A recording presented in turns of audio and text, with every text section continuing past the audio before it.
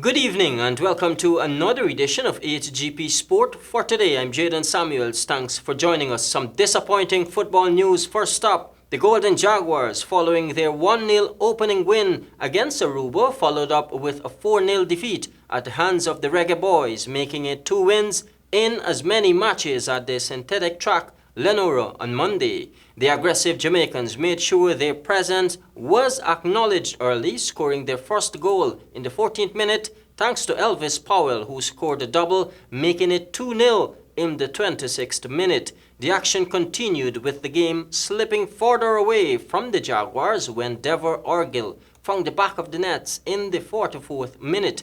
As the action resumed in the second half, it was a more aggressive Guyana side, but it was all in vain as Orgill scored his second goal in minute 54, sealing the deal for the Jamaicans. The Jaguars will play Antigua and Barbuda on October 14. Turning our attention to some boxing news. Boxing in Guyana seems to be making a turn for the better after lying on the back burner for many years. The Guyana Boxing Board of Control, Next Gen Global Marketing and partners are pulling the stops out on September 28 to breathe a new life in the sport locally. The details in this report. In an effort to spring new life in professional boxing in Guyana, a card dubbed Not in My House, the biggest in Guyana's history, moves to Durban Park free of cost and will feature the best local pugilists. Members of the card have already taken to the scale to make right their weight before entering the ring, and with still a few days left, the promoters are making efforts to make the card even bigger. Speaking at the contract signing on Monday, Alim Hussein of Next Gen Marketing explains that this event was long in planning. We expect a huge turnout on this one. It's a one-of-a-kind event that Peter ABDOOL from the Guyana Boxing Board and Next Gen Global has been in planning for many years. And we finally have come to the fruition of testing a model that has never been done before, but our realization is that this is going to draw a crowd of between 10 to 15,000 people out for the first time in the history of boxing, and it is our hope that this becomes the model for all boxing matches in Guyana. The Ministry of Social Cohesion under Minister Norton has been gracious enough to extend the use of the Durban Park for us, and so that has been approved and confirmed, and with all the partnerships coming on board, this looks to be one of the greatest boxing events in the history of Guyana. The professional part of the sport has had its challenges, chief among which was securing sponsors and promoters, but Aditya Prasad, another representative from Next Gen Marketing, seems to have found the missing piece to the puzzle. Thank you for having me here, Aditya Prasad. We are going to carry this sport to the next level, and we expect the boxers perform. Alim said a lot already, so I'm just going to keep it short. Peter ABDOOL, the man in charge of everything boxing locally, welcomed this new model of boxing. As the president of the boxing board, and in the capacity of the boxing board, which is a regulatory body, as opposed to as the promoter of the fight. So I want to welcome these gentlemen on board. I think the lead up to this fight is wonderful. The format, as we mentioned before, appears, for all intents and purposes, that it will bring a large crowd to Durban Park, where we've not had boxing before. And I would imagine this should be a terrific turnout when one considers that you're not going to have to pay to come to this fight. Kwesi Jones will take on Edmund Declue in a catch-weight bout scheduled for 6 rounds. Joel Williamson takes on Keeve Alicock. Patrick Boston will match fists with Brian Corvero, while Anson Green will fight Raymond Wilberg. James Walcott will step into the ring to fight James Moore. And the main event of the evening brings together Jose Antonio Jimenez coming up against Dexter Marks, who was already defeated by Jimenez, but he will be punished this time around, according to Marks. I don't really put it knack, but I will punish him. Jadon Samuels, HGP Sport. West Indies women surged to another defeat in Antigua against Australia to hand the Aussies the series win at the weekend. Stanford Howard reports. Like the men, the women are getting a whipping on home soil. The Windies, who showed no effort in the batting and bowling department in the first ODI, lost the match by some 178 runs. And in Sunday's match, the second of the three-match ODI series, they did a repeat performance. Australian women won the toss and decided to bat, and were the Windies women in for a surprise. Despite losing Rachel Haynes in the 10th over, and Ashley Hales was out for 58 to leave the Aussies on 2 for 93.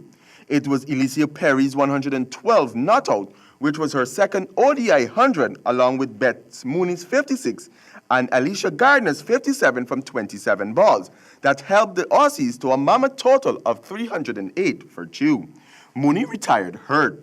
In response to the huge target, the Windies women batting lacked the finesse and courage to run down the target, as the Australian women made steady inroads to their batting order. The Windies women, at just after the halfway mark, were 3 down for 79 and needed just 230 from 150 balls, with 7 wickets left, failed to capitalize on their opportunity, as the middle order had scores like a tally sheet. In the end, they finished on 158 for 8 of their 50 overs. Kishana Knight's 32 and Shanetta Grimmon's 31 were the only decent double figures scored.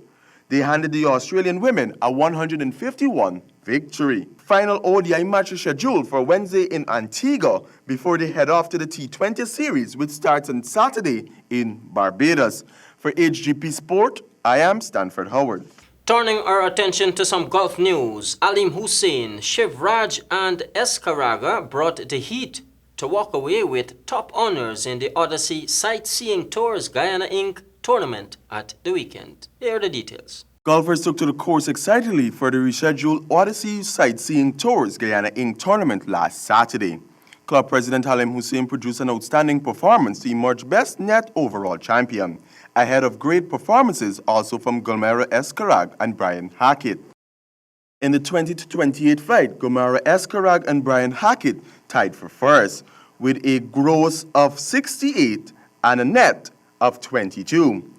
In second was Philbert London with a 73-21, Maurice Solomon 73-24, Carlos Adams 74-26, and Eureka Giddings 75-28 performed credibly. In the 11-19 flight, Lickner and Shivraj came in first with 71-16. Second place was tied between Ravindranath Hari and William Walker with a 72-12. In the 0-10 flight, Halim Hussein came in first with 67-9. Avinash Prasad came in second, and former captain Prashad Prasad produced a fine 74 off a 9 handicap to be placed third in this flight. Specialty prizes nearest to the pin was won by Brian Hackett, while longest drive and best gross was run by reigning Guyana Open champion Avinash Prasad. Other specialty prizes was awarded to William Walker for the closest second tie. For HGP Sport, I am Stanford Howard.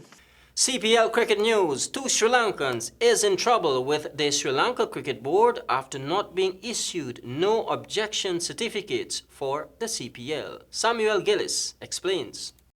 Sri Lanka Cricket has denied Nuroshan Dekwela a no-objection certificate to play in the Caribbean Premier League and will also prevent Theresa Pereira from playing in the majority of the T20 League after the 2 players and 8 others refused to tour Pakistan in September and October. According to Sri Lankan Cricket CEO Ashley De Silva, it is the board's policy that if there is a national tour for which a player might be reasonably picked, that player will not be granted an NOC to play in a foreign league if he or she withdraws from national commitments voluntarily. Theresa has already played 2 matches for St. Lucia Zouks after initially being granted an NOC. That agreement, however, was conditional upon his availability for the Sri Lanka tours, and although he has refused to go on the Pakistan tour, he now has to return to Sri Lanka. Dekwela and Theresa were among the 10 players who refused to tour Pakistan despite assurances from Sri Lankan security experts explaining that Pakistan is also willing to provide the same security they give to heads of state for the players. It was the 2009 Lahore attack on the Sri Lankan team bus that halted international tours to the country, though only Lakmal of the current list of players had been caught up in that attack. Others seem to be afraid.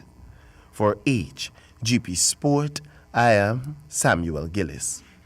That concludes our cast for this evening. I'm Jadon Samuels, reminding you, as always, say yes to life, yes to sport, and no to drugs. Good night.